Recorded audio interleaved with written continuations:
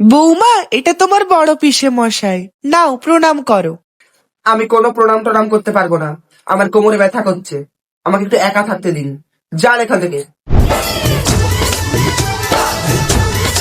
এ মা, মেয়ের গায়ের রং তো পুরো কালো গো। আমার গায়ের রং কালো হোক বা সাদা দুধে আলতা, আপনার বাপের খেয়ে হয়েছে মাসি শাশুড়ি মা।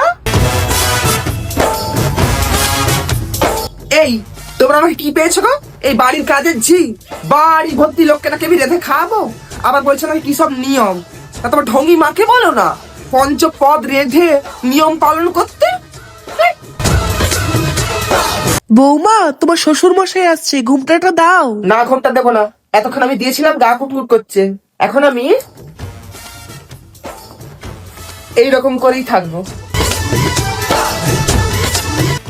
এই তোমাদের কি সব টাকা পয়সা শেষ? এরকম একটা পাতি মেকআপ আর্টিস্টকে রেখেছো আমার মেকআপ করানোর জন্য? কেন যে তোমার সাথে আমার বিয়েটা হতে গেল, আমি কিন্তু চাইলে এক্ষুনি পালিয়ে যেতে পারি আমার এক্সের সাথে। তুমি দাঁড়িয়ে কি ঠাকুর দেখছো? নাও আমার মুখে হাগো। কই দেখি নতুন বৌমার মুখখানা মেকআপ করার পর কেমন লাগছে।